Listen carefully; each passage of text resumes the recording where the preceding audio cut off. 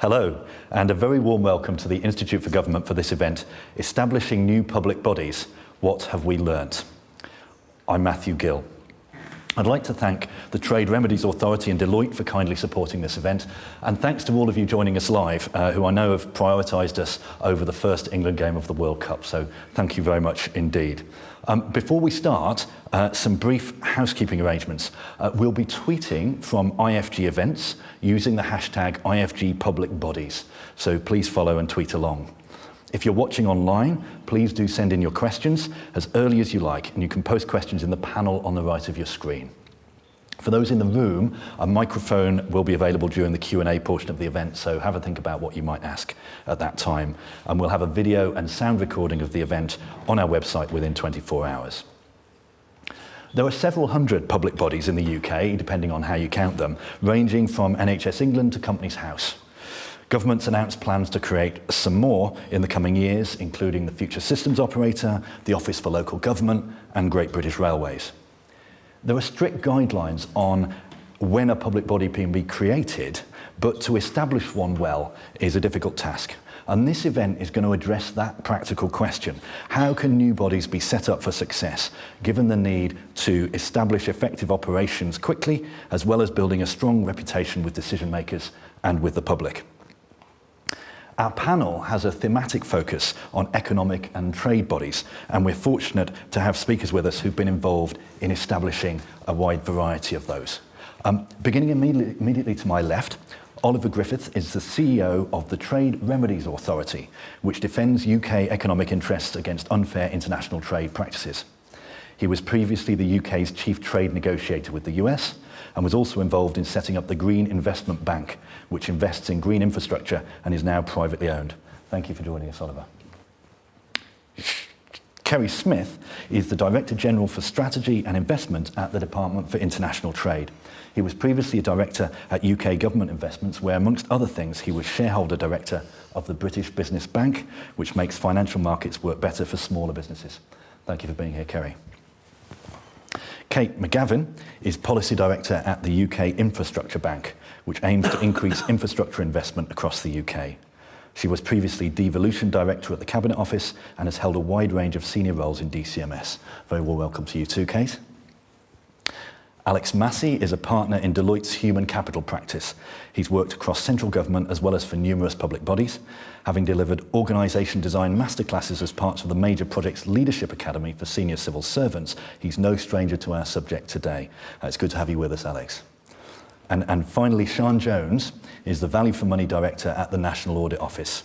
She's worked in a wide variety of areas during her NAO career, but is now responsible for value for money at the centre of government, including the Cabinet Office and HM Treasury. Welcome, Sian. So let's start by exploring our panellists' experience of establishing bodies. To begin with you, Oliver, you recently established the Trade Remedies Authority, the TRA, but were also involved in setting up the Green Investment Bank some years ago. What did you learn from the Green Investment Bank experience, and what's different this time around? Great. Well, thank you very much, Matthew, and thanks for holding this today. So I think you've asked us to summarise in 3 minutes. So I will do 11 years in 3 minutes, and focus on strategic alignment and leadership from Green Investment Bank, and then turn on to Trade Remedies Authority. So strategic alignment, what I'm really talking about is being really clear in terms of what the strategy is, and this will be a basic building block of organisational design, that you're very clear on your strategy, and then you build your people, your processes, and your structures to follow from that. And yet I don't think it goes quite as sequentially as that typically in the public sector, and that we're sort of building things in parallel. And there's quite a gap between the political vision and the strategy, and then between the strategy and building a viable business. And you're filling those gaps very much in the public eye, so that you have a lot of people that are pretty sure what the right answer is, which you're mediating. And just the importance of a communication team there to keep out ahead of that. And then looking at the leadership, I think one of the great gifts you have in these new bodies is that every single person has chosen to join. Very rare. And those individuals, in my experience, are almost always heavily motivated by the public policy role that this organisation has been set up to meet. And so I think as the leadership, that puts a huge onus on focusing on that why. Why do we exist rather than what do we do? Where the what do we do is the easy bit to focus on, I think. And really attending to the culture of the organisation. So you're going to have this blend of public and private, and what dominates? Is it just the biggest single sector there, you know, the people that represent one particular viewpoint? Is it the loudest person in the office? Actually, I think there's a huge part that you can play both in terms of setting the values and the behaviours and how those are actually translated, and important to attend to that, and also being conscious that the thing that you walk past is probably the thing that defines your culture most pertinently for people. Just turning to the Trade Remedies Authority, and so I joined 26 months after the first employee, so at a slightly different stage, but two things there.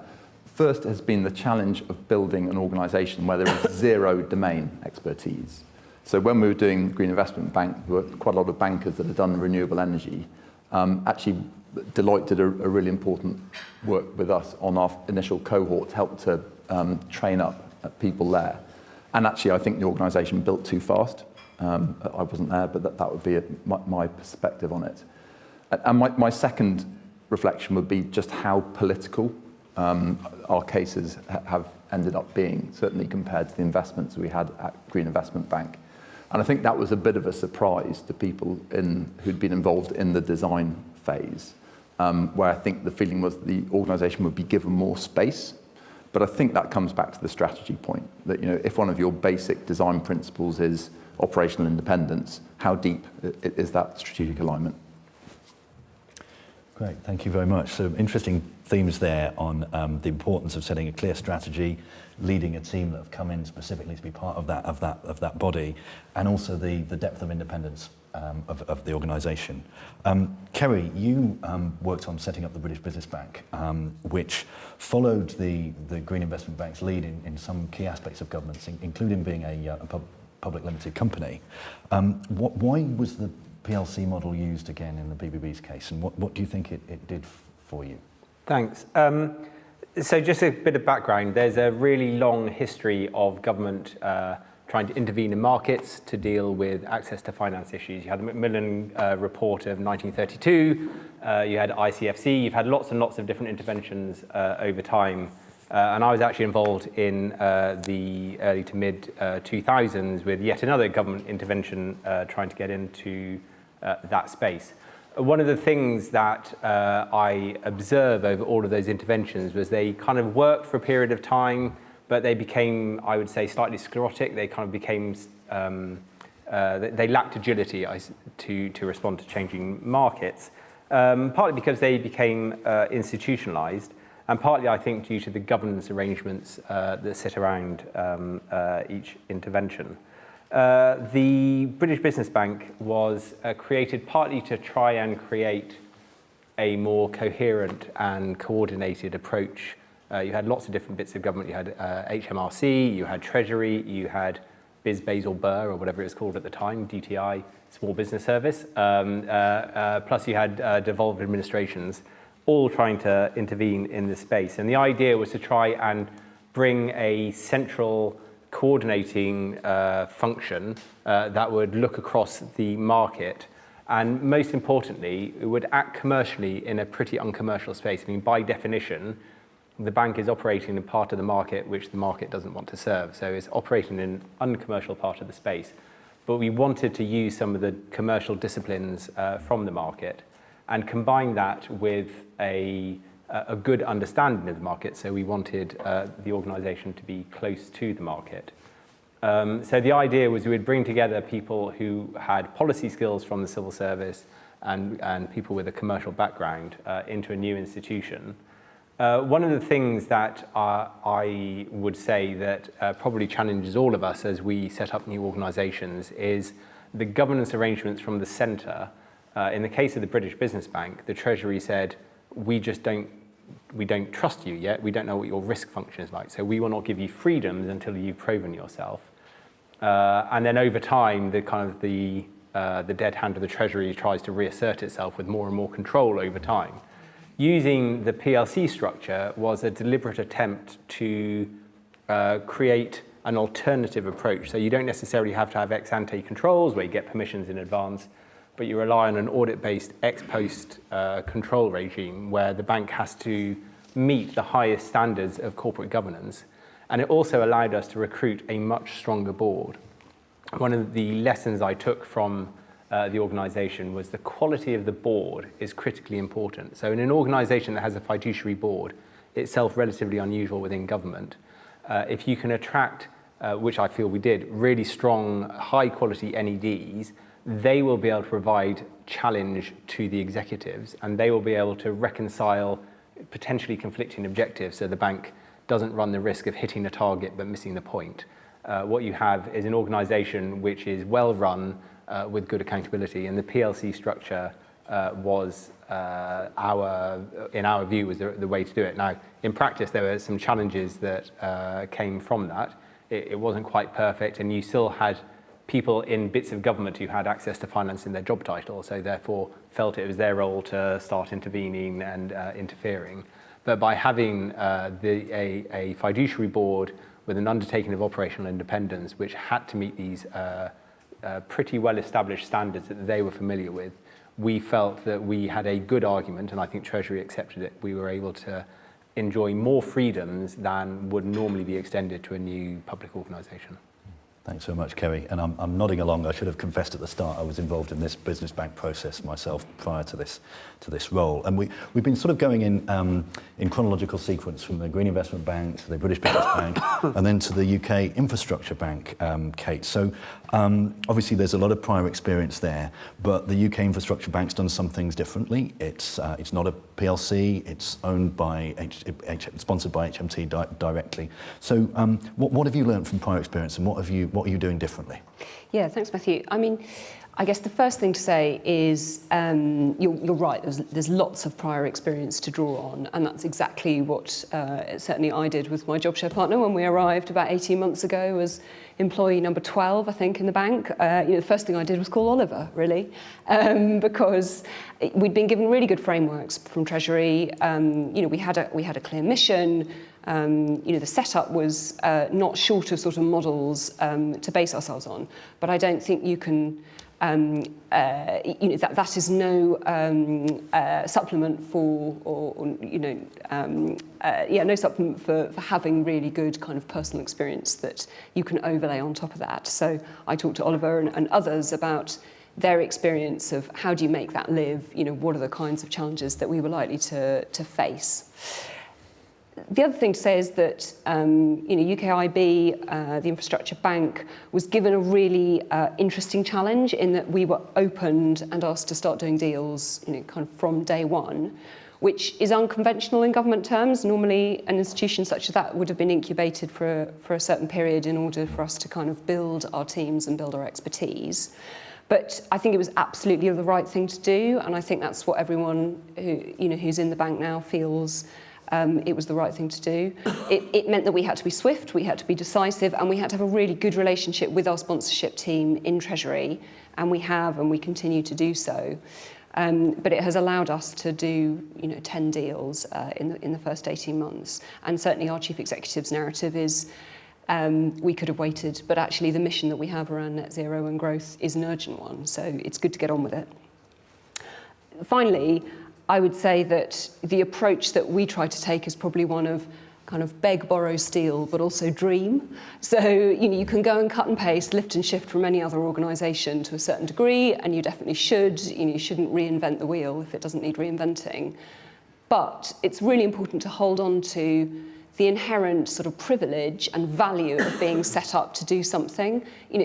If government could do it without setting up an arm's length body, it would, and I think this comes to your point, Oliver.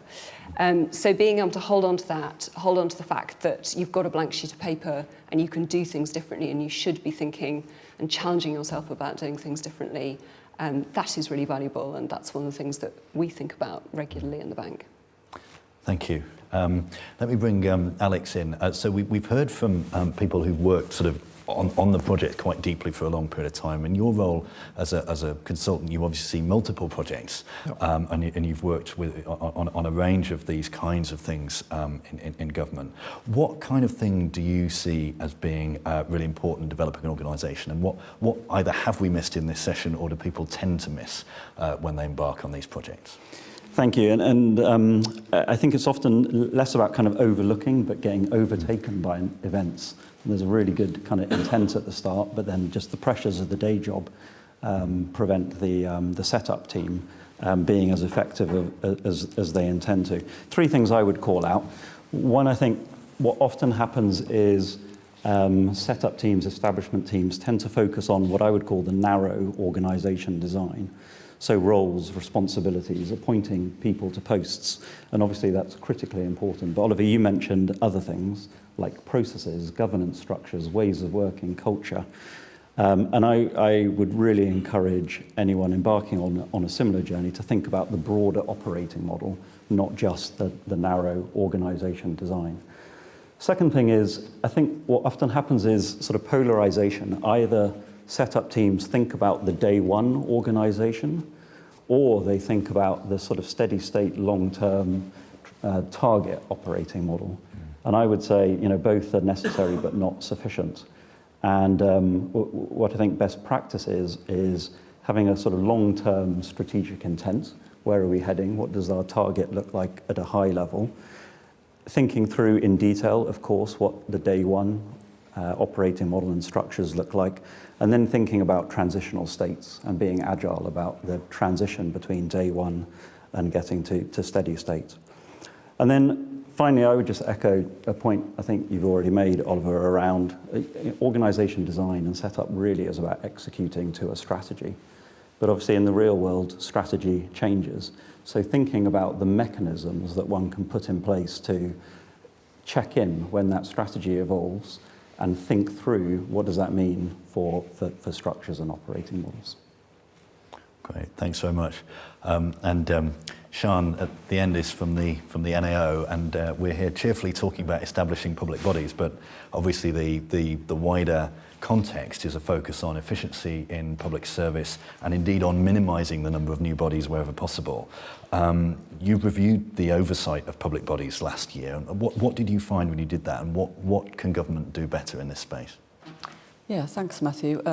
First of all, I'm sure you've seen me all vigorously nodding as I'm hearing my fellow speakers talk about things that hopefully you'll also hear me talk about. So I think there's a lot of alignment in what we're all saying about what makes an effective ALB. So just to set some context before I dip into some of our findings. So I'm sure all of you here agree that ALBs really are the engine room of government. One of the things that we did when we approached this topic was to really make sure that we were setting that recognition within the team that ALBs are where policy sort of becomes reality. They do a lot of the heavy lifting across government. There's a lot of people involved, a lot of money involved, and the stakes are really high. So it's basically really important that oversight and governance arrangements and all those processes are right and proportionate to let them do their thing in the best way that they can. So our report looked at the life cycle of an ALB, and by that what we mean is Cabinet Office's role in supporting ALB setup and then helping departments and ALBs with their framework agreements, and then the sponsorship and governance as that ALB matured and sort of became business as usual. So I suppose three main points here, and they're all quite similar in the sense that they probably have a big so what question. Now, as auditors, you always say the so what question is, what does it matter if I have this piece of paper? What does it matter if I have this framework? And I guess these 3 points are all similar in that it really does matter, because if you don't get these things right, then that organisation is not free to run in the best way possible. So it's not about sort of clogging up with sort of paperwork and bureaucracy. It's about setting that intent and then allowing sort of bodies to go and do their own thing. But of course, as an auditor, I'm bound to say that. But I thought I'd get that in before I run through the findings. So we reviewed, I think it's nearly 40 business cases for ALB setup. So these are the cases that go to Cabinet Office and Treasury when public bodies are being set up. Now, these are really variable in quality, so there are a lot of things missing that you would expect to see in business cases of this nature. So things like The Cabinet Office's 3 tests, you know, sort of the value for money test. Whether sort of the business case drafters had really thought about the alternatives for delivering that policy, you know, any unit within a department, different kind of vehicle, or whether ALB was sort of the first option rather than thinking that through properly. Costs and benefits of setting up that ALB, you know, sort of 1 to 3 to 5 year plans where those vision and those strategies translated into business as usual. Some of that was quite thin and lacking. And I guess coming back to that so what point, it's important because, as colleagues have already said today, if you haven't got that mission and that vision and that sort of shared collective you know, route that you're aiming to go down, it's really difficult. It's really difficult to hit the ground running without those things in place. The second is framework agreements. So these are essentially sort of the contract between sort of ALBs and departments, and they're meant to be beneficial for both sides, right? They're meant to be able to show how independent or how arm's length that public body will be from its department, but also to set out things like what controls are expected to be executed, what the governance arrangements are, what the kind of data flows, you know, might be. And that, of course, is really important because there's that clarity then, you know. ALBs know what the expectations are, and departments are also aware of the ALB's autonomy and independence, and at least that's the aim, right, to get to. So these framework agreements that we reviewed, I think we reviewed 15 to 20 framework agreements. A lot of them were really out of date, so things had moved on, and ALB had matured, and the governance arrangements, for instance, were still at a stage of, you know, 1 to 3 years, so perhaps overly governanced, if you like. They hadn't stepped back or been proportionate. Other points around sort of control agreements, controls probably looking a bit too tight for an independent or autonomous organisation. So in practice, that might mean ALB having to go cap in hand to departments far too often to bid for pots of money, you know, slowing them down, not making them flexible. And the last point, I guess I'm cheating a bit here because the last point is really a series of interconnected issues to do with sponsorship and ongoing governance. Again, you won't be surprised as auditors, data is a really big thing for us. We often find that data is a real problem when government comes to sort of evidence how well it's doing something or not, as the case may be. So we found really that there was a lack of data at the Cabinet Office level to understand how you're managing the risk landscape for ALBs. You know, not all ABs are created equal. You know, it's not one size fits all, but equally there should be a set of proportionate risk controls that you can think about at that level to support your review of public bodies, to support where ALBs are going. And I won't go too much into risk because I think next time we'll talk a bit about that in the next set of questions. The last thing I wanted to talk about was sponsorship arrangements. So sponsorship is a really key skill that I think sometimes departments don't pay enough attention to. And we talk a bit in the report about how we would really like to see departments stepping up that ability to be more effective sponsors of ALBs, to let them thrive, really. Great. Thanks very much, Sian. So lots in there, and actually bringing out some themes that we've heard run through the panel. And I think as we come to, we'll do a second round of questions amongst the panelists, and then come to the room for questions. But there's a question that's come up online, and the most popular one, and I'm going to ask sort of half of it now in combination with the second round, which is about how realistic is it to establish a public body that's truly independent of government. So Oliver, I wanted to come back to you on this question, because with the bodies that you've been involved with, the TRA, you've talked already about some of the decision-making becoming more political than people had perhaps expected. Certainly with the Green Investment Bank, that was privatised a few years after start-up. So how does the political context in which a body's set up affect what you need to do and the longevity of the body? And should bodies be always set up for the long term? Right, so longevity, I mean, just take that bit at the end first. So for me, this follows the strategy again. So if you have a function that is going to be needed for the long term, and you think the best way to do this is through an arm's length body, plan for the long term.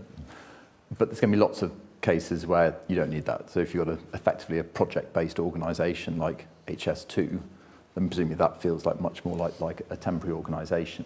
But I think even when you're thinking about longevity, it's really hard, in my experience, to grow the deep roots.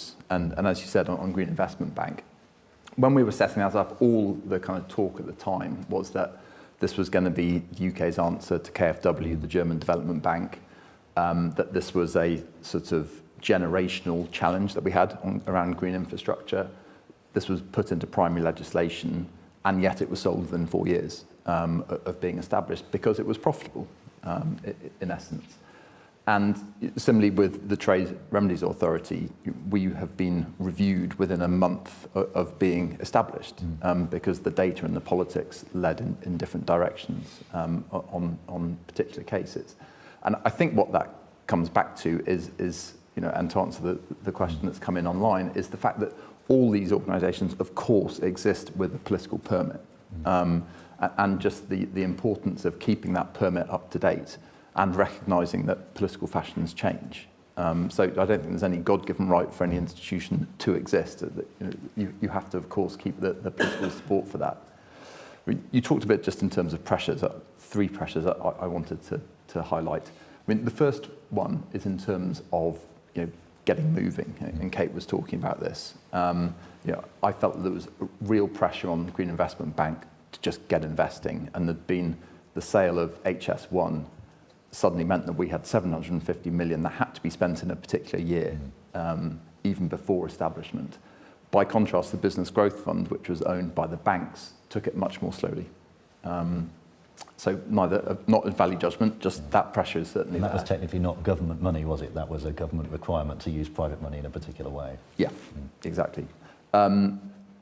Second pressure, just the high level of public scrutiny. I mean, it's sort of obvious in a way, but making sure you keep ahead of that. And I often think back what we did wrong on Green Investment Bank was we allowed this sort of competition to get going in terms of where should the bank be headquartered.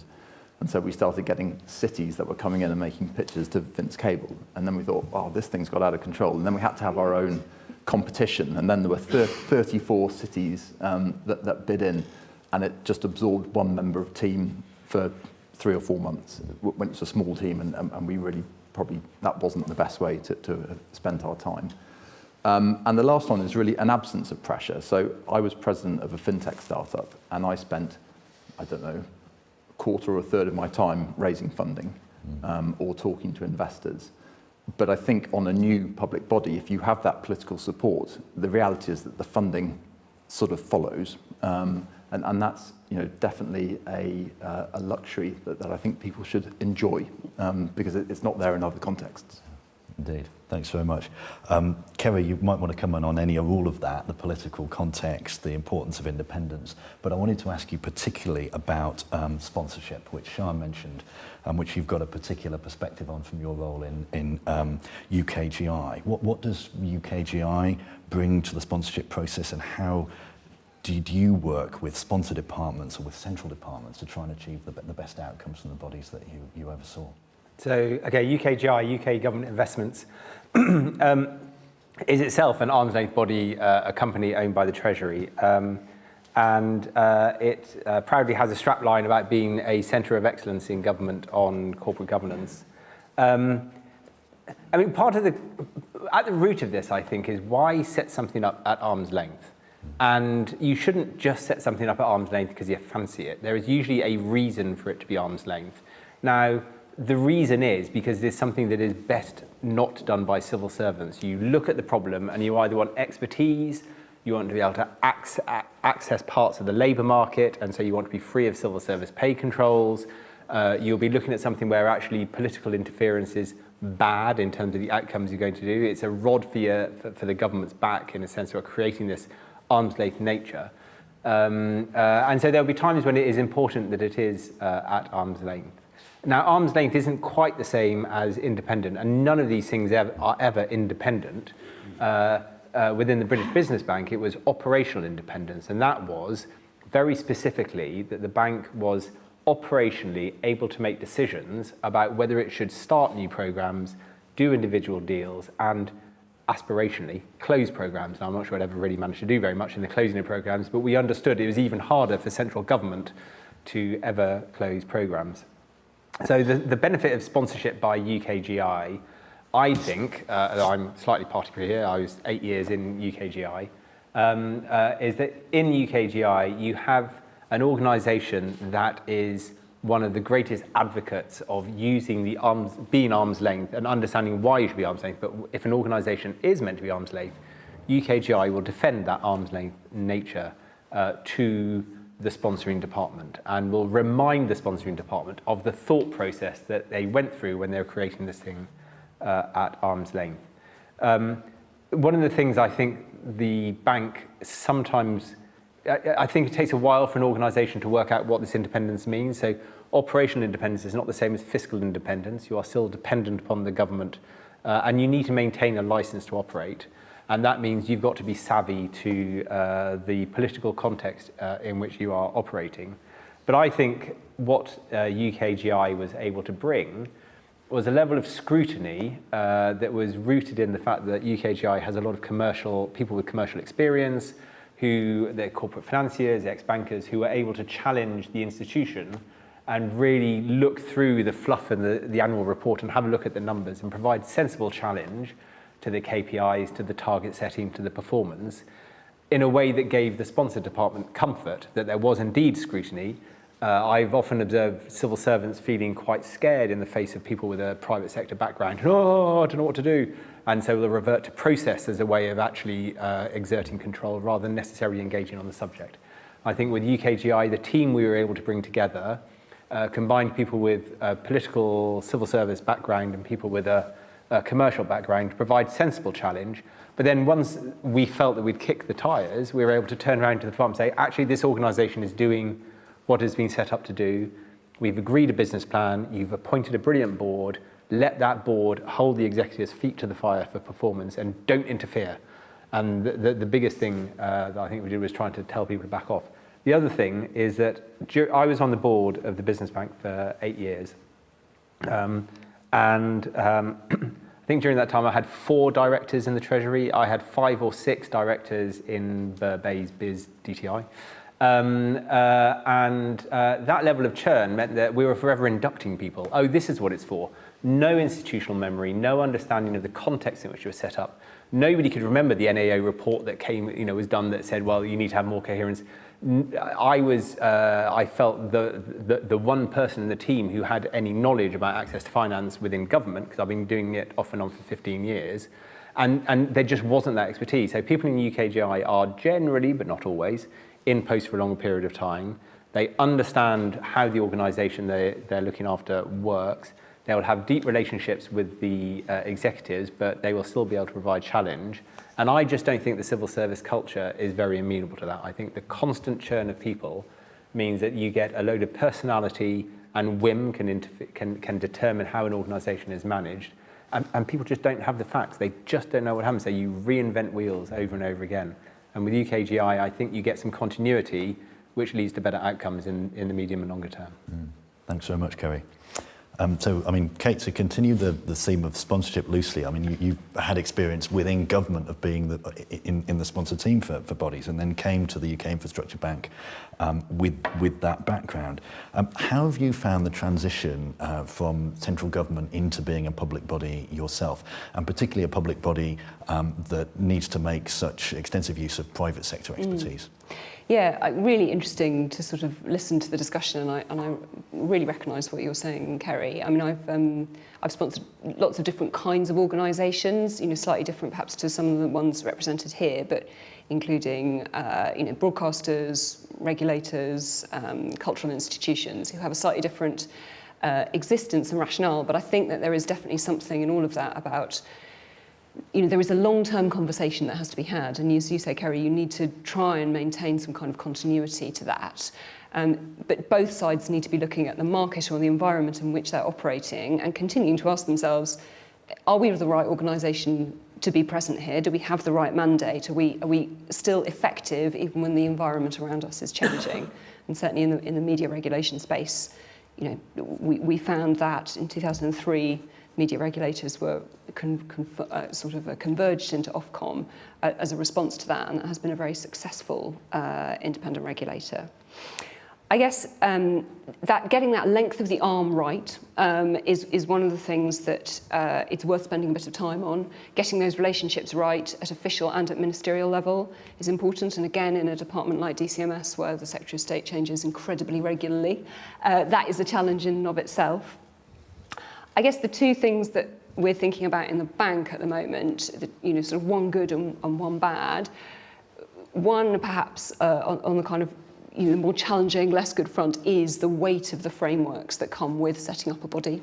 And when you're trying to set it up at the outset, that is a heavy burden, particularly when it comes to procurement, recruitment, and it means you have to front load a lot of resource into just servicing that. So that's tricky, and it has, on recruitment, I would always say think of a number and double it when it comes to how long you think it's going to take to recruit your teams. So that is definitely a challenge. I don't have an answer for it, but it's one to have a think about. The really good side of things, and the bit that I really enjoy about my job, day to day, is the alchemy that happens when you bring public and private sector together in an organisation like the Infrastructure Bank. So we have civil servants and bankers coming together. And in terms of building our culture, we're at an early stage, but all of us think that the best way to do this is to think about what's the best that we bring from our backgrounds and our cultures, and how do we turn that into something new. And certainly on a personal level, as a job share, explaining to the bankers who I work with what on earth this is, this outlandish way of working, and demonstrating to them why it works, has been fun and satisfying, and I really hope that when some of them go back into the private world, they will take that with them as something, as a kind of positive experience. Great. Thank you very much. So, Alex, we've heard a little bit about the life cycle of these things and the stages that have to be gone through in order to bring a public body into being. Yeah. And I wonder, from your experience, you might want to talk a little bit about what changes as you go through that life cycle in the early stages of a public body. What different leadership styles and priorities do you have to focus on? And what are the most important things at each point? So I think for me the first thing to say, and it's been really fascinating listening to the remarks so far, is just recognising that there are different stages. I think you mentioned the Major Projects Leadership Academy right at the beginning. It's a central tenet of the MPLA that projects are temporary organisations that need to evolve as they go through the project life cycle. And I think that the setup and then delivery teams for these new bodies is exactly the same, it's no different. So thinking about stages and life cycles I think is really important. The other thing is a bit 101, but there's a sort of model of change that I quite like, and it's the analogy of a hill and the leader and his or her team and stakeholders being at the bottom of the hill, and then the leader trying to take the team up to the top of the hill and collectively over the other side. And what tends to happen is the team and the leader gets separated, and the leader eventually gets to the top of the hill, sees the promised uplands, and disappears off the other side. And meanwhile, maybe people in the team are sort of becoming a bit disenfranchised and falling back down the hill.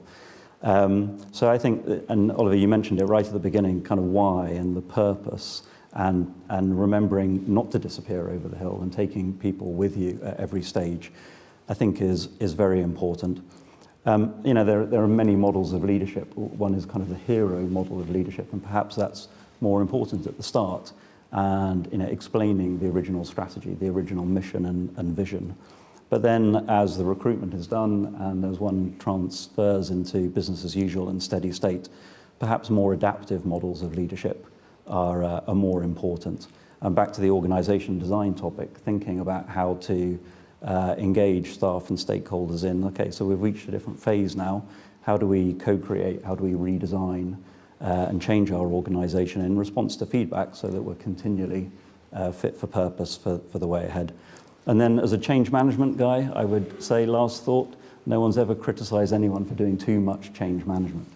And as the pressures of the day job grow, just keeping on thinking about the basics of communications, listening, feedback, buddying, whatever the interventions might be, making sure that there are sufficient of those in place as the organisation evolves and adapts. Great. Thanks, Alex. So yeah, lots of different perspectives here. Some discussion actually of the extent to which governance and structures anticipate a future and need to be built in advance. So, Sean, I just wanted to ask you a little bit about whether you think government sometimes over-engineers things early on, or how government can adapt its risk appetite to a startup and government trying to incubate a startup within the public sector. Yeah, really difficult question, so thanks for that. Even though I've been giving it some thought. So it's not something we specifically talk about at length in our report, but it is something that we think an awful lot about in general across our entire sort of work programme. And I think it does come down to, you mentioned risk and risk appetite, risk and innovation, right, and how those are related, assuming that when you're talking about startups, you're talking about something that's a little unconventional for government, something that's a little risky or innovative. I think there is a perception that auditors distrust innovation, and whilst it's true that we do like to see the basics be done right, you know, data, governance, you know, the right leadership, etc., all that good stuff. Clearly, innovation has got its place, but I think what we often see across programmes and projects, we talked about it a bit with the government's COVID response, is that idea that if something is innovative, then it doesn't need the level of controls that other more conventional programmes, when of course the inverse is true. And we've talked about this already, that, you know, if you're going to take something incredibly risky, assuming that's what we mean when we talk about a startup, then you want to have, you know, you want to have those controls in place, but you also want to have those check-in points because things will be changing so quickly. So what you don't want to do is throw everything out and come back in a year and realise that your kind of pet project has been a disaster and it's too late to sort of bring it back. I think in terms of risk appetite, coming back to kind of what I talked about briefly for the last question, I think government isn't always very good at understanding what its risk appetite is and then being able to flex that. So it tends to be quite static sometimes. So it stays through the cycle. So, you know, something more risky at the start, or let's just keep that level of kind of, you know, let's keep that level of oversight, or you know, or vice versa, the other way around. And I do think that really simple things like, you know, like piloting approaches, like, you know, check-ins, you know, feedback loops, making better use of, you know, IPA reports, assurance boards, NEDs, and their experience, just to make sure that if you're doing something that's exciting, fast-paced, risky, that everyone is comfortable with that risk appetite, including up to the sort of ministerial level, and you've got your checks and balances. And I think it is possible to do both and not to get kind of carried away with the innovation for its own sake. Great, thanks very much. So I'll move on to questions now. I'm just going to begin with a couple that have come in online, but do have yours ready in the room in a moment. And there's a couple of related lines of questioning that come in. So the question that I mentioned about independence, the second part of that is independence at risk without primary legislation? And there are other questions here as well about the importance of legislatory process in setting up organisations, and particularly the time it takes and the delay and capacity in legislation.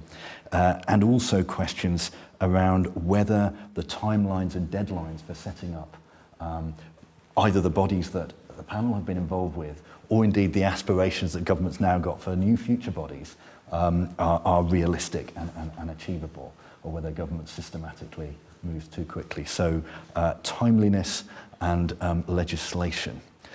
Who would like to take either of those? Can I just pick up on that? So in terms of timescale, I mean, we created the bank. It was, I think, announced in 2012, and actually we were a week out in 2014 when we set up from our original target date, but we got it done on time. I'd like to claim all the credit. It really wasn't me. I was actually on holiday at the time. I was very upset. Note to self: never try and have family holiday while trying to set up a bank. But so the timescales, I think, are they can be absolutely fine if you do a proper bit of project management and think through what are the steps and what are we going to do, and actually having the pressure of a deadline, I think, is really important, because absolutely concentrates minds. I still remember the 1st of November 2014. I remember, anyway. So the question then about independence and legislation. So one of my big regrets, I think, was not to go for legislation for the British Business Bank. So we had looked at the legislation for the GIB and we thought, do we really need it? What does it really give? But I think one of the things it would have given, I think it would have rooted the bank in the minds of the public sector. Now, it could be changed, as we saw with the GIB. It was possible to change it. But as the bank kind of came through it was set up, and then suddenly its mission changed radically with COVID, and there was suddenly helicoptering money out there into the market, and 74 billion pounds or whatever went through it. The nature of the bank changed, obviously, and quite rightly, because it was responding to a public emergency. But it didn't have any grounding, I think, which legislation with some clear objectives might have helped it then go through a much more of a temporary crisis management process and then revert back to what it was doing before. And I think it also means there would have been a discipline on the sponsors and on the sponsoring department saying, well, this is what it says in the law, so we have much less freedom. And I think the lack of legislation, with hindsight, introduced much more ambiguity for bright entrepreneurial policy people in government to kind of shift the bank into some other space which may not have actually been appropriate according to what it was set up to do, and not just because the world had changed, but they thought it was a good idea, so they thought they'd move it in this direction. You could still have moved it, but it would have been a much more conscious decision than I think always happened. Yeah. Thanks. Matthew, can I just pick up on the point on timelines? Yeah. Just echo your point. I think these things can be done very quickly. I mean, I was just reflecting, I was involved in the design and setup of an organisation at the start of a pandemic, and it pretty much happened overnight. And from my perspective, I actually quite enjoyed it, because some of the options analysis that can lead to decision paralysis and take a long time to kind of make a decision on the optimum organisation design happened really quickly, and that was quite refreshing. I think it does come back to the point about stages, though, because not everything was right in the first stage, the second stage, third stage. And having a bit more of an agile approach, a bit feedback loops, ability to check back in and course correct turned out to be very important. Yeah, interesting. And so on legislation, you either, there's flexibility that you have if you don't have legislation, permanence if you do, it takes time to do it if you want to do it. So it's a complicated question, isn't it? Yeah, I mean, I'd just come back quickly on both of them. Reflecting on the Trade Remedies Authority, so this was driven by a timetable that essentially was political, which was, there may be a no-deal exit on the 1st of March 2019, if everyone can cast their mind back when this was a great discussion of the time. And the first members of staff came through the door, Trade Remedies Authority, in October before, but there was a great political desire to have a 120-person organisation set up for March. And I think your political and your operational requirements are really different there. I don't think that, I'm all for deadlines, and I wasn't around at the time. I just said it would be sensible. But that feels like it maybe drives kind of perverse behaviours. The one on legislation, I mean, I'm just sort of, I remember it really well because it was right at the heart of the coalition government, and the Lib Dems and Vince were sort of convinced that the way to kind of really embed it was to put primary legislation in place. And so there's a huge amount of time spent at the Quad over this, and we ended up getting the legislation in. And then there was a change of government, and everyone just wrote new legislation to say, right, we're just going to sell it. So I think it's sort of, it certainly can be helpful, I think, to your point, in terms of keeping people honest, in terms of, does this have to be green forever, and so forth, so that you can't just suddenly change the targetry of the institution. But I ended up being a little bit cynical on how much it really beds you in. Yeah. Okay. Just to add, I mean, because we're going through legislation at the moment, so that the bill to put us on a statutory footing is in the House at the moment. So I guess just one reflection on that process of the bill passing is that it does provide that scrutiny and provides an opportunity to think hard about the objectives of an organisation. The thing that has, I think, slightly surprised our Treasury sponsorship team, perhaps, I think they would acknowledge this, is the strength of feeling in the House of Lords over natural capital and the importance of treating that as an infrastructure class. And actually, so that has been really helpful for us to sort of lean into that debate, understand it, think about it. And probably as a result of that, we put out a paper last week about our thinking on natural capital. I think if the bill hadn't been in flight, it probably would have taken us longer to get to that. I think that the pressure wouldn't have been there. So that has been interesting in terms of really bottoming out how people think about the infrastructure challenge right now. I mean, the other thing is obviously scrutiny by the devolveds, and the process of doing a bill on that basis means that you flush some of that out and you need to engage. So I think both of those are positives in terms of the process. Obviously for us, it remains to be seen how long-term beneficial having a legislative underpinning is. Thank you. Sian, did you want to add anything on Just to say, I suppose, we're policy agnostic on whether legislation is a good thing or not. Clearly, pros and cons, but it speaks to that kind of clarity, doesn't it? Vision, clarity being set out. But equally, I think one of our colleagues said it in response to the last question. Government is really good at setting things up, perhaps less good at shutting things down. So I guess sort of considering what role legislation would have in the ease of being more flexible on that side of things might be a consideration. Indeed, and keep an eye out for upcoming Institute for Government work on the abolishing of public bodies next year. So let's move on to questions in the room. I'll try and take them in groups. Please wait for the microphone to come round and start by saying who you are and where you're from. Please do keep questions brief. I'll continue to weave online questions in. Just to flag as well, Sian has to leave slightly early, so any questions for Sian on the NAO, please get those in first. So the gentleman here in the middle of the room. Thank you. Adam Marshall, full disclosure, non-executive director of the TRA, amongst other things. I wanted to come back to a point that Sian raised in her opening remarks, if I could, about framework agreements in particular. To what extent do they sometimes become a bit of a straitjacket or very inflexible? For those of us who come from a private sector background, sometimes it seems like they can almost create a shadow board sitting on top of what is meant to be an independent board. And what would you say would be the lessons as ALBs mature in order to ensure that those framework agreements don't become a brake on their progress or stop them from delivering the sort of effectiveness that you at the NAO would want to see? Yeah, excellent question.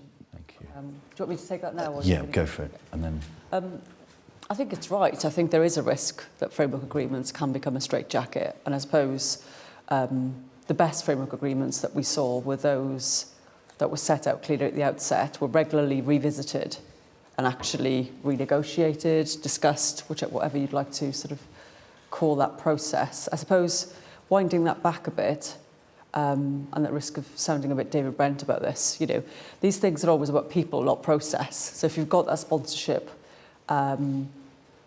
relationship in the right place where you're having honest, open, challenging yet supportive discussions, then it's much easier to say this bit about this control is really hampering this process. What can we do about it?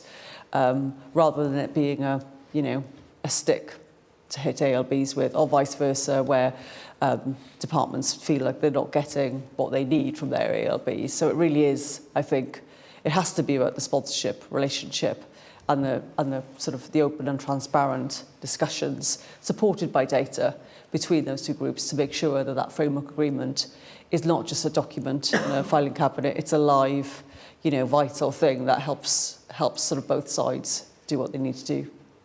Sian, can I just add to that? I mean, in my experience, when we used to have framework agreements at UKGI with all of the arm's length bodies, actually we found it an incredibly powerful thing because the discussion is really important. And very often it provoked a reaction from the owner department that revealed they didn't really want this thing to be arm's length. And it provokes some of those conversations that you need to have up front rather than having them after the fact. So if used well, I think framework agreements, I mean, it's like a performance appraisal, and it's not about what's in the appraisal, it's the discussion that goes around it. Actually, I think the setting up of the framework agreement can be an incredibly powerful tool. we've got the lady in the yellow jacket and the lady in the red dress, please. Thank you. Christina Stewart from the Treasury. We're currently looking at setting up, consulting on setting up an anti-money laundering arm's length body, so consulting next year. So fascinating event. Thank you so much. My question is kind of how there's this key kind of trade-off between the government department helping to set up the strategy and the mission, whereas the new arm's length body are having a blank slate to kind of dream, as you mentioned, Kate. I'm wondering how you see that trade-off and any key lessons learned that you've had from that, as well as how to avoid options paralysis and kind of just taking that step and setting up and then going from there. Thank you. Thank you. And we'll take this question as well. Hello everyone, my name is Natalie Prosser. I'm the CEO of the Office for Environmental Protection. We're a new statutory LB, turned one last week. So I was involved from 8 months before the OEP became a legal entity, so literally at the coalface of startup. One of the things that I found very surprising is, although there is clear guidance about the circumstances when you set up a new ALB, there is no playbook for setting up an ALB. And I gleaned a lot of my insight from other CEOs or leaders who'd gone through the same process very recently. I wondered if the panel might want to reflect on whether there would be real benefit in capturing the knowledge of those setup teams to share that learning for other people going through the same process, because I know from experience that the Gantt chart covered about 2/3 of what I actually needed to know. I had to figure out the rest on the fly. Thanks so much. And I'm going to add to that a question that's coming online, which is somewhat relevant, which is asking, do we need a different legal form for public bodies, together with a different registration, to bring a greater standardisation to the way public bodies are incorporated? That's from Martin Wheatcroft. So incorporation of bodies, lack of a playbook, options paralysis. So 3 related questions. Who would like to start us off? I'd like to start with the options side. It's a really good point. We didn't get into the sort of detail of that balance between how much sort of an ALB led the way versus how much the department led the way in terms of setup. But I think it is a really interesting tension. I suppose on the options appraisal, I think we found that the reverse was true, that there weren't enough options being considered. But I completely appreciate that equally you don't want options paralysis either. I would say that, you know, Treasury business case guidance is great.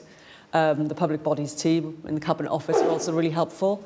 I think they're very open to kind of discussing in practical terms what kinds of options and how you kind of curtail the number of options to make them realistic, as opposed to a shopping list of these are all the ways that we could do something. So I think a combination of those, and probably speaking to colleagues that have set things up and perhaps, you know, got it wrong maybe in the business case, in which that they selected different options, is probably a good way to start off. So. I mean, to the sort of first question predominantly, I would say that you have got to be really clear as to why you are setting this body up. You know, it's that crisp question of why is this best done at arm's length? And then the question, you know, what flavours of arm's length have you got? Because there are quite a few. So, you know, which one of those matches the clarity of what it is that you think you're trying to achieve? But the execution of that, you know, by its nature, has to be then brought alive and interpreted by the body itself. And you can't mitigate for that fully, because, you know, you are setting up a body to have an identity of its own. But I think that first question is one to spend quite a bit of time on, and to sort of, you know, gather others' views on what does and doesn't work, and what might be, you know, the purpose that you're kind of aiming for. Yeah, I mean, I absolutely agree. I think sometimes the word strategy kind of covers too much. And certainly one of my reflections when we were doing the Green Investment Bank setup was that, you know, part of the job in government was sort of repelling all borders in a way, in that, you know, we were set up as having a double bottom line. So that was, you know, financial returns, but also a green return. And at various points, people decided that, you know, this was the great thing to add in kind of social returns and all the rest. And I think just being really clear about what are those handful of political goals that you're asking the institution to deliver on. And then it's up to the institution to work out the strategy to deliver against those. And the problem is, I think strategy is often used to cover both of those things, but it's quite different. Yeah, I'd love the Learnings Handbook as well. I don't know whether that's Matthew's job. Do you pull together from this or something a brochure? Or this something? event is a first step. Yeah. Can I just agree with both panelists on the strategy point and just reinforce it from my perspective? The sort of the next phase, the setup, the org design, they're getting into operations. It goes wrong when there isn't leadership alignment. I know it's a bit of a buzz phrase, So if the why and the purpose and the goals isn't clear, just have a think about getting too quickly into all design and structures and charts and people appointments, because it's sort of set up not for success if that happens. Indeed. In terms of the handbook, I rather think somebody should challenge UKGI, which claims to incubate organisations to write it. If they haven't done so, then that is remiss of them. I've left now, so I can do that. Great, thanks, Kerry. Let's take a few more questions from the room. I can see the gentleman right at the back, right, Peter. The lady here, the gentleman in the green jumper. So Peter Horn, Nice Group. Sort of following up from the question asked from the Treasury team over there, I'd be interested as to the point at which, so there's a point at which the sort of policy officials are thinking about the creation of an organisation, and then there's a point in future where you have a board in place and you have a leadership team in place. How quickly do you think you need that leadership team and the board in place for success? Thank you. And the lady here in the orange jumper.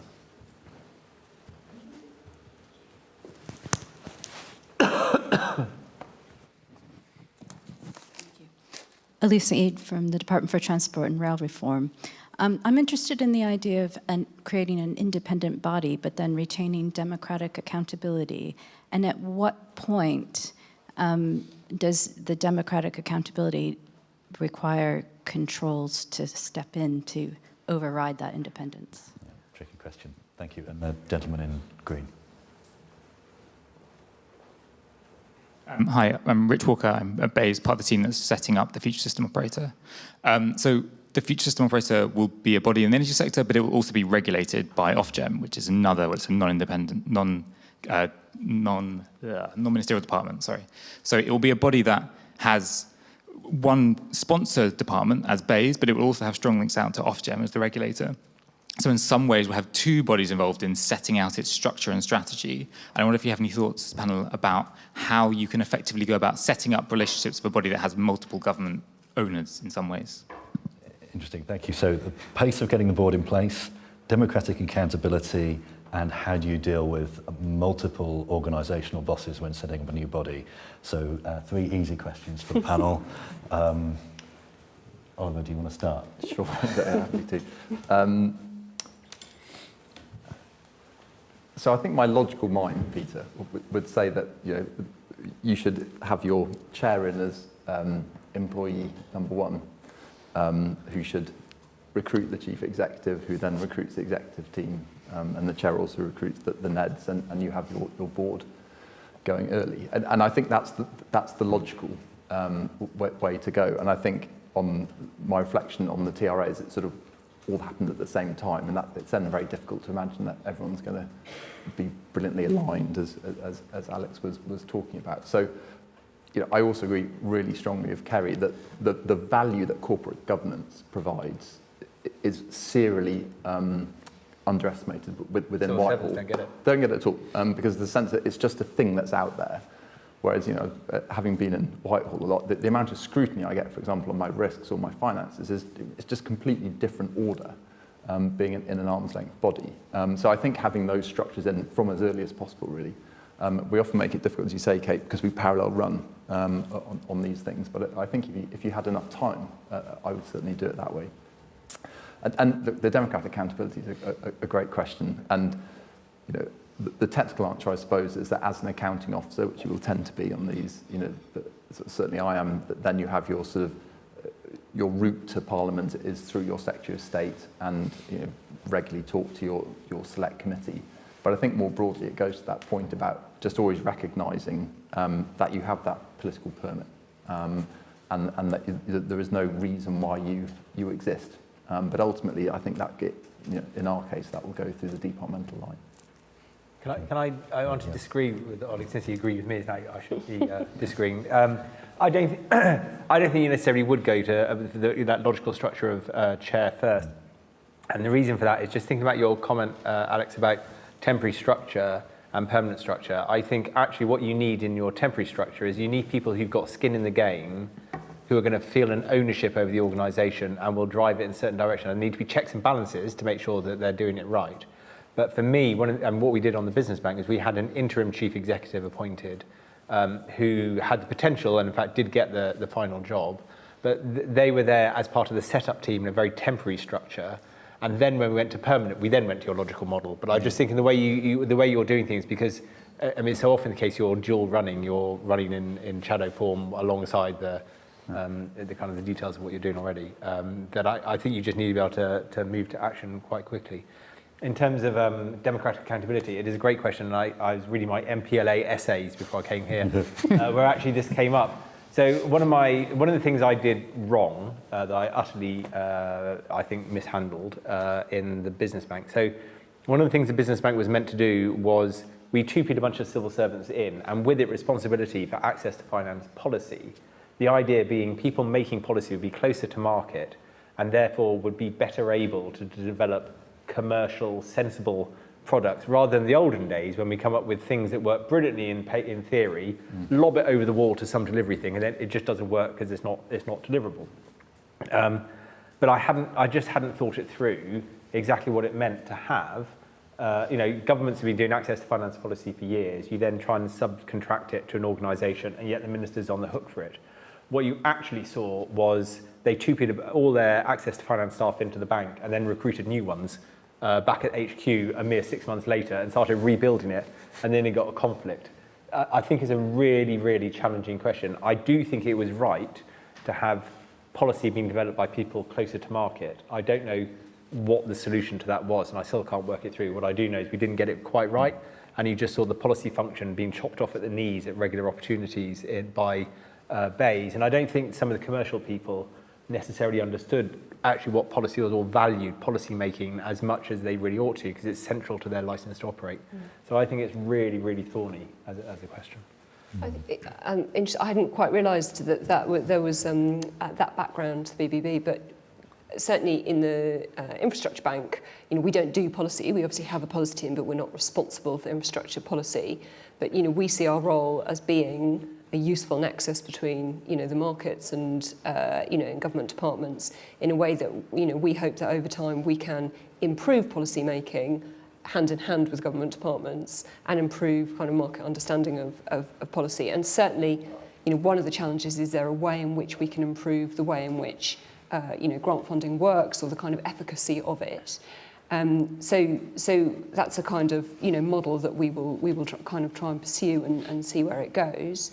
I think just to the final question, there are definitely other organisations that have probably had this. So I think Ofcom and DCMS have definitely had that challenge. So it might be worth going to talk to them. And just on the sort of the first question about setup, we certainly had our chair in place, and then a very temporary chief executive, and then recruited the permanent chief exec, and that has worked really well, I think. I just wanted to come in on the last question as well. I think it's really interesting that Ofgem and Bays, I agree with you. I think it's not that rare. Certainly sort of different forms of stakeholder involvement is not that rare. What I would say is don't fudge it. Because you really do get kind of lack of clarity and frustration, and I would say just think through multiple scenarios, really test how it might play out in practice, play back to those stakeholders, maybe think about the dimension of time as well, because the answer in phase 1 might be different in phase 2 and 3. So yeah, don't fudge it. Thanks very much. So we're almost out of time. I think we've got time just for a couple more questions before we close. So we've got the lady on the front row here, or who's deferring to the gentleman next to her, and the gentleman sitting behind with the jacket. Thanks. Johnny Gallagher, electricity system operator, future FSO, hopefully. Question on, I guess, managing the politics a little bit. So maximum of 2 and a bit years until the next election. No legislation in place to set up the FSO, a potential for political change. And I wondered if maybe the Green Investment Bank has some experience of managing changing politics, and what sort of advice you would have for organisations in managing the potential for political change. Great, thank you. And the gentleman behind. Thank you. Aproop Bhave, Chief Economist at the Trade Remedies Authority. I wondered what our panelists thought were the ways in which new arm's length bodies can build up their reputation and credibility quickly. Great, thank you. And finally, I'm going to add questions from online and combine a couple, one's from Nick Muddle and one's from Anonymous. Both of these concerned with, I think, the objectives of an organisation and making sure they're really delivering for government. Nick Muddle, how can new public bodies create a performance framework that focuses on their delivery of value for the UK? And then an anonymous question, which is a concluding gift to the panellists of what could be considered an exemplar of a new public body that was successfully established and had a positive policy impact. So creating the right impact, how to deal with policy change, and building reputation. Oliver, do you want to start given the GIB question? Yeah, sure. And it's kind of interesting, wasn't it? Because you were saying you haven't got legislation, and I was saying that us having had legislation in the end didn't really save us in the end. And I think it's for me it's that point about the breadth of political permit. And if you've got strong links into one political party, but you haven't got great support in broader civil society and across the political divide, including into the devolved, then you're going to be feeling a little bit more exposed going into the general election. And so I think whatever one can do to kind of build up a broader base of support there, and to the extent that there is a track record to date, just a sense, look, we're doing a good job here. This isn't just abstract. This is a good idea, and we're doing a good job against it. I like that one on the positive impact. I'll take that one. So it's not an institution I know very well, but I think the CMA has done a really good job here in terms of having really sort of established themselves as sort of internationally well regarded, and having done, I think, quite a difficult job in terms of moving from the institutions that they were before, and having sort of put down those roots. So that would be my bid. Thank you. Kerry. So I actually think the question about the political challenge and political change and how do you establish a reputation are absolutely two sides of the same coin. The way you ensure you get a political consensus is by delivering and delivering well. So when the business bank was set up, it was seen as Vince Cable's bank. There was a huge question about whether it would survive, but actually it was seen as delivering and delivering well, and it was competent, and it was politically useful. And so there was a political consensus developed that actually, when you went into the 2015 manifesto, no political party was looking to get rid of it. Some were looking to build on it, some were looking to change it slightly, but they all wanted to keep it. And given the history of access to finance bodies that I had been aware of, I mean, one of the things I felt very proud of was I thought I'd at last been involved in creating an institution with some longevity. And for that reason, I'm going to nominate the business bank as having had a positive impact, because I do think one of the things that I was most proud of was, although there are things it could have done better, and there are still things it could do better, the fact that I think as an institution, it built up an organisation that had a political consensus over why it exists, I think was quite remarkable given there's been a lot of political change recently. Having some political constants is quite an achievement. And that's a tribute to the exec at the time. Thanks, Kerry. And Kate. Yeah, I mean, the managing the politics is something it's quite live for us at the moment because we're obviously trying to recruit. We've got a big recruitment drive and we get a lot of questions about, in the context of the turmoil, are you going to exist, in another year, 2 years, whatever. But actually, we were in front of the PAC a couple of weeks ago and there wasn't loads of political pickup, but there was a headline in the FT that said Treasury has no plans to sell the UK Infrastructure Bank, which was, the sort of best bit of recruitment we could have had, really, to sort of, reassure people we're trying to bring in from the private sector that, there was kind of stability. I think that's right, that the more you build a reputation based on the outcomes, the outputs that you produce, so for us, the deals that we do, the way you can explain them transparently and clearly, then the better you build a reputation of trust from all sorts of kind of different political quarters. So that's definitely one of the things that I would really advise kind of attending to and thinking about, confidently being able to explain why you're here to do what you do, and what the activity you've produced, how that kind of delivers on that objective. That's the way to kind of engage a really broad-based audience. So I'll just, if I may, just build on that, because you linked reputation and politics, and I think the performance management and reputation piece is linked. And designing performance management frameworks is also really hard, right? But Michael Barber, who was the delivery unit lead many years ago and wrote about instruction to deliver, he always talked about the difference between KPIs, so that the metric, the target that you want the metric to get to, and crucially the trajectory between now and reaching that target. And I think one way to enhance reputation is to be very open about what those trajectories look like, about how performance is tracking and what you're doing when it's plus or minus to the planned trajectory. Thank you. Well, there's a huge amount here and much, much more we could discuss, but unfortunately we're out of time. My apologies to those whose questions I didn't get to, either in the room or online. For those of you here in person, do feel free to continue the conversation over refreshments on the landing. Our thanks again to our sponsors for this event, the Trade Remedies Authority and Deloitte.